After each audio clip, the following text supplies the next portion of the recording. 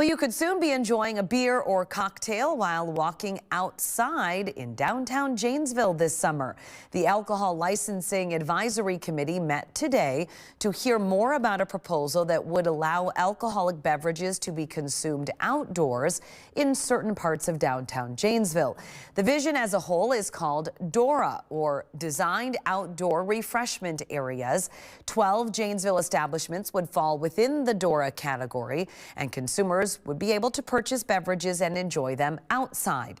The establishment would have to provide consumers with clear, non-breakable and stickered cups, and they would have to stay within marked boundaries with those beverages.